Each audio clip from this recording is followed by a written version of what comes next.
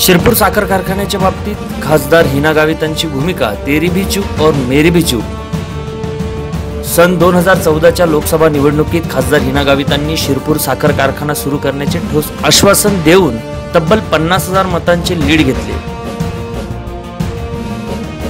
पण 5 वर्ष उलटले तरी खासदार गावितांनी कारखाना सुरू केलाच नाही। अखेर आश्वासन हवेतच विरले। तालुक्याच्या जिव्हाळ्याच्या प्रश्नाबाबत खासदाराने कितपत खोटे बोलावे हे शिरपूरची जनता ओळखून चुकले आहे। मग जनता आता थारा देईन का असा प्रश्न उपस्थित होतोय।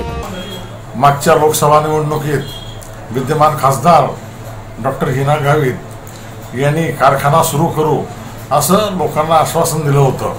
त्यांच्याकडून अपेक्षा अशासाठी होती की शिरपूर साखर कारखाना हा मल्टीस्टेट कारखाना आहे।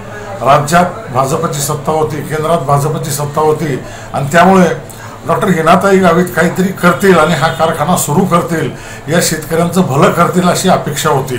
म्हणून मागच्या निवडणुकीत लोकांनी त्यांना शिरपूर तालुक्यातून भरभरून मतं दिली, 50,000चा मताधिक्यही दिलं। परंतु त्यांनी गेल्या 5 वर्षात साखर कारखाना हा शब्द सुद्धा मुखातून काढला नाही।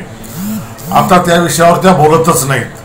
त्यामुळे शेतकऱ्यांनी नेमकं काय करायचं हा प्रश्नच आहे। या निवडणुकीत त्यांनी जी ही चूक केली त्याचं उत्तर जनतेने मतपेटीतून दिलं पाहिजे। आमदार अमरीश पाटलांची भूमिका कारखान्याच्या बाबतीत तेवढी सावधगिरीची आहे ही जनता ओळखून चुकली आहे। आश्वासने पूर्ण करता येत नसतील तर देतात कशाला असा प्रश्न जनता आमदार खासदारांना विचारू लागले आहे। दुसरा प्रश्न असा आहे, या तालुक्यामध्ये भाग्यविधाते म्हणून ज्यांनी काम केल्याचा डंका वाजवला जातो त्या आमदार अमरीशभाई पटेलांनी सुद्धा कारखाना सुरू करण्याचा शब्द दिला होता। आता ही कारखाना त्यांच्याच ताब्यात आहे, परंतु तेही हा प्रश्न विसरले आणि तेही काही करत नाही। मात्र हिनाताई गावितांनी लोकसभेत ह्या प्रश्नाचं आश्वासन दिलं होतं आणि अमरीशभाईंनी विधानसभेच्या निवडणुकीमध्ये कारखाना सुरू करण्याचं लोकांना आश्वासन दिलं होतं।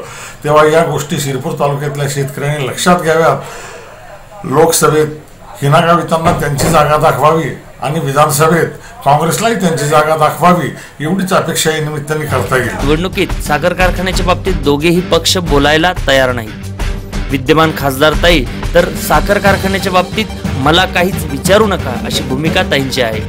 आता शेतकरीच मतपेटीच्या माध्यमातून लोकप्रतिनिधींना धडा शिकवतील यात तीळ मात्र शंका नाही।